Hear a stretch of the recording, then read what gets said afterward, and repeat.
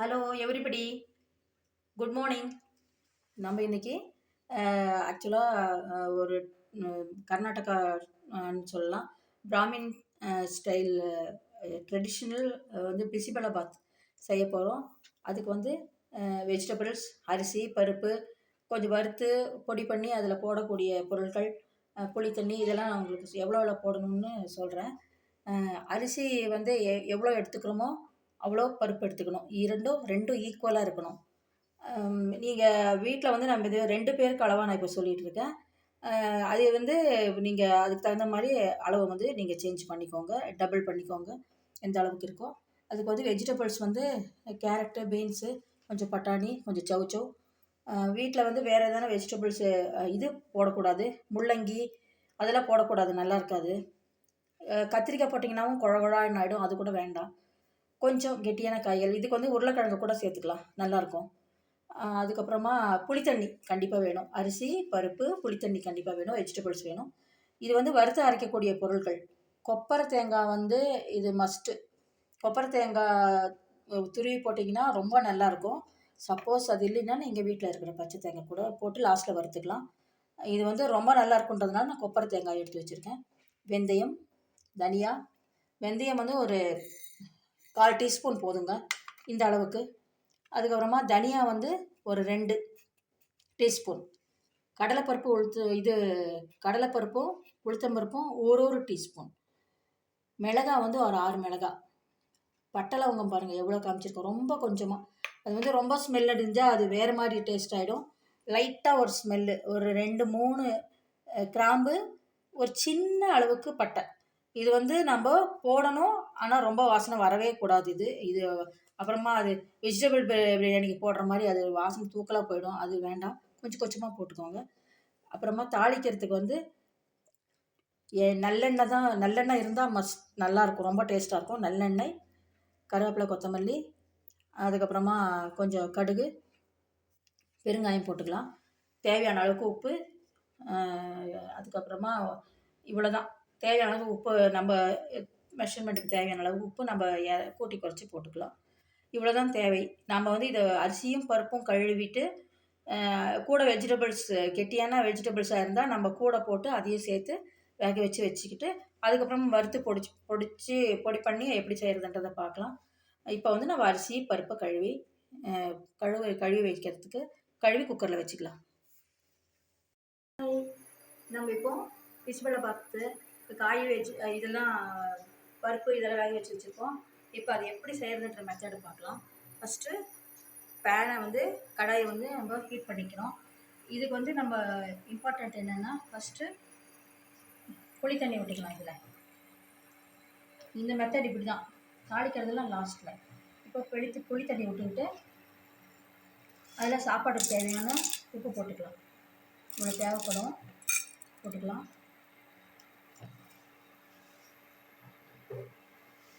புளி தண்ணி விட்டு கொஞ்சம் கரைய வச்சுக்கலாம்.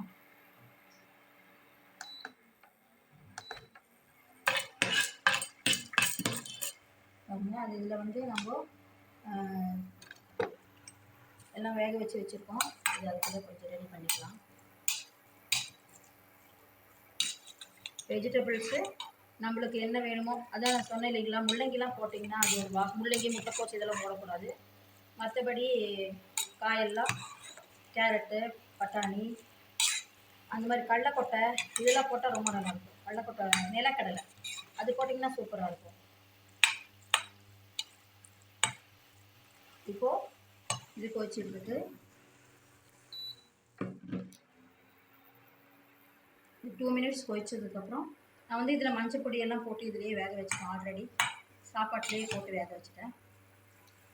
ஒரு வேலை ஈஸியாக சுலபமாக முடிக்கிறது. மஞ்சள் பொடி, கொஞ்சம் எண்ணெய் இதெல்லாம் போட்டு இதிலே வேக வச்சாச்சு. இப்போ வந்து புளி தண்ணி கொதிக்கும் போது நம்ம இதில் வந்து ஒரு 2 நிமிஷம் கொதிச்சோடனே நம்ம தேவையான அளவுக்கு தான் வறுத்து வச்சுருக்கோம். அது நம்ம பொடியை போட்டுடலாம். ஃபஸ்ட்டு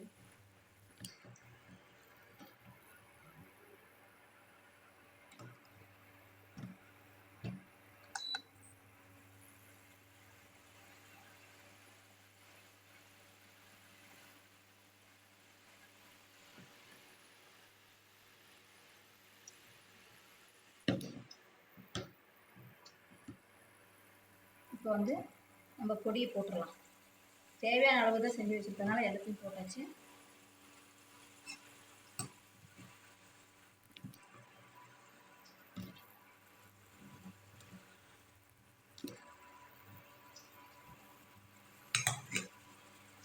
இப்படி சாதம் போடுறதுனால வெளியே எடுத்துக்கலாம். இது 1 நிமிஷம் மிக்ஸ் பண்ணிவிட்டு இது கொஞ்சம் கொதிக்குது, கொஞ்சம் வாட்டர் ஊற்றுவாங்க. எப்படியும் தண்ணி தேவைப்படும்.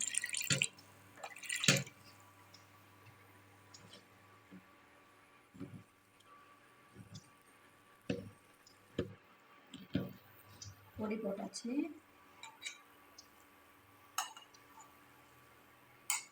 ஒரு நிமிஷம் கொதிக்கிட்டோம்.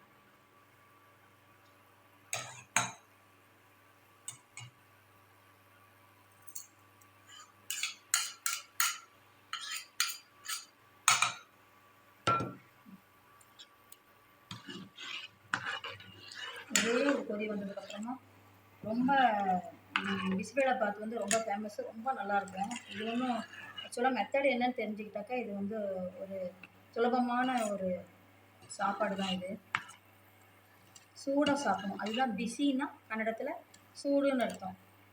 பாத்து அப்படின்னு சாப்பாடு. பிசி பேலாபாத்துன்னா சூடான பருப்பு.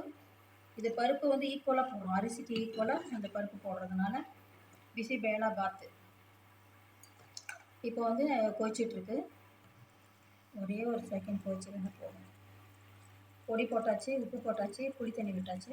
இப்போ நம்ம இதில் வந்து வேக வச்ச அந்த காய்கறி இது எல்லாத்தையும் இதில் போட்டு நல்லா மிக்ஸ் பண்ணுறோம்.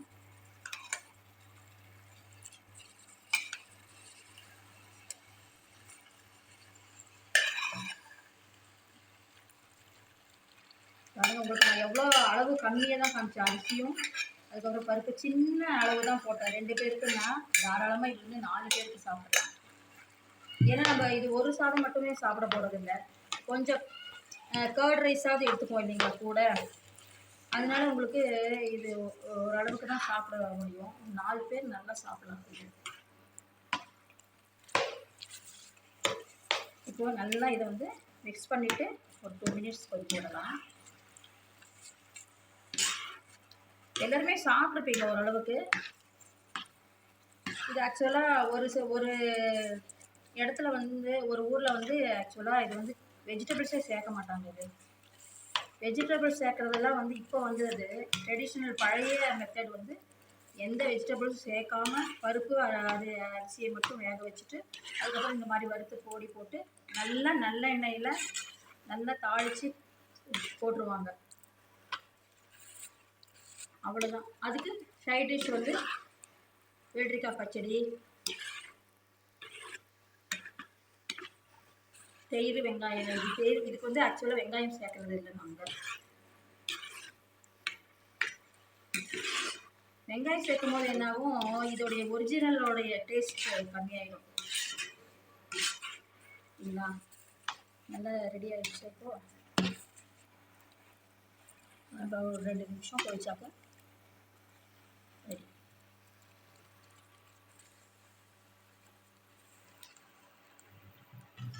இப்போ வந்து நம்ம இது அப்படியே ஒரு சிம்மில் வச்சுருக்கோம். வச்சுட்டு நம்ம என்ன பண்ணோம், இப்போ போய் தாளித்து எடுத்துகிட்டு வரலாம். அது வரைக்கும் சும்மா லைட்டாக அப்படி கொதிச்சுட்டே இருக்கட்டும். நம்ம ஃபஸ்ட்டு நம்ம என்ன பண்ணலாம், போயிட்டு ரெடி பண்ணிக்கலாம். இதுக்கு பார்த்திங்கன்னா நல்லெண்ணெய் கொஞ்சம் அதிகமாகவே ஒரு 3 டேபிள் ஸ்பூன் எண்ணெய் விட்ருக்கேன் நான். கொஞ்சம் எண்ணெய் விடணும். இதுக்கு எண்ணெய் விட்டுட்டு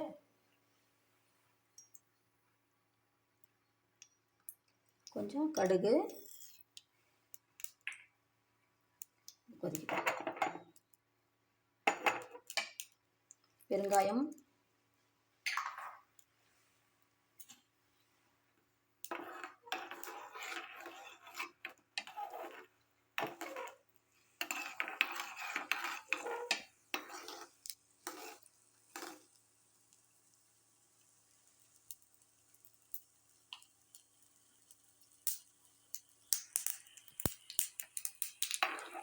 சரிங்க.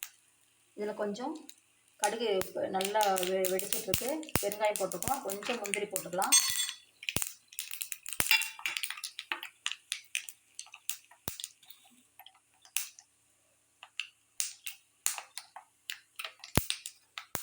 இது முடிச்சுட்டு கருவேப்பிலை கொஞ்சம் போட்டுக்கலாம். இதில் கடுகு வெடிச்சாச்சு. முந்திரி போட்டிருக்கோம் பாருங்கள். இது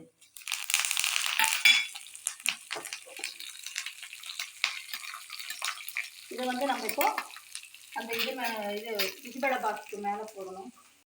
இப்போ நம்ம ஸ்டவ் ஆஃப் பண்ணிக்கலாம். போதும். இப்போ நம்ம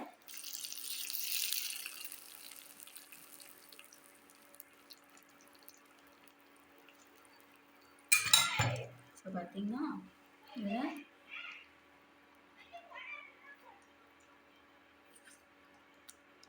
இது நம்ம இது சர்வ் பண்ணுறது கொஞ்சம் டிஃப்ரெண்ட்டாக இருக்கணும். அதனால நீங்கள் வந்து இது கடைசி வரைக்கும் இன்னும் ஒரு நிமிஷம் பார்த்துருங்க. நம்ம பிசிபெலாபாத்துக்கு எந்த மாதிரி சர்வ் பண்ணணுன்னாக்க நான் இப்போ காமிக்கிறேன் வாங்க.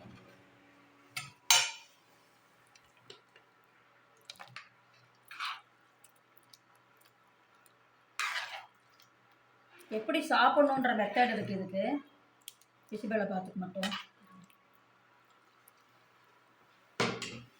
நம்ம இது பாருங்க, நம்ம இதுக்கு காராபூந்தி மிக்சர் அதோடு சாப்பிட்டிங்கன்னா ரொம்ப டேஸ்ட்டாக இருக்கும். இது வந்து நம்ம இப்படி தான் சாப்பிட்ணும். இது காராபூந்தியோடு சாப்பிட்ணும். காராபூந்தி ப்ளஸ் வந்து இதுக்கு வந்து பார்த்திங்கன்னா வெள்ளரிக்காய் தயிர் பச்சடி பண்ணி வச்சுருக்கேன். இந்த தயிர் பச்சடி போட்டுட்டு இந்த பிசிபெலாபாத்து நல்லா கரும் கரும்னு இந்த காராபூந்தியுமே இப்போ நான் வந்து ஆக்சுவலாக ஃப்ரெஷ்ஷாக பண்ணது. இது ரெடியாக இதுக்காகவே கொஞ்சமாக ப்ரிப்பேர் பண்ணேன். ஆனால் நல்லா பாருங்கள், அப்படியே நல்லா ஒரு கருன்னு இருக்குது. இப்போது 2 மினிட்ஸ் முன்னாடி தான் வந்து நான் இது பிசிபெலாபாத் ரெடி பண்ணும்போது இந்த காராபூந்தியும் வீட்டிலே ரெடி பண்ணேன். அதனால் இது நல்லா கிறிஸ்பியாக இருக்கும். சாப்பிட்றதுக்கு ஃபஸ்ட் கிளாஸாக இருக்கும். இது வந்து நீங்கள் சாப்பிட்டுட்டு எனக்கு கமெண்ட் பண்ணுங்கள். நம்ம வந்து திரும்பவும் இன்னொரு ரெசிபியோட, ஒரு நல்ல சூப்பரான ரெசிபியோட நம்ம திரும்பவும் பார்க்கலாம். ஒரு நல்ல ஒரு தோசை, அது வந்து டிஃப்ரெண்ட்டான ஒரு தோசை வெரைட்டியோடு நம்ம மறுபடியும் பார்க்கலாம். அது வரைக்கும் உங்களிடம் விடைபெறுவது பானுமதி.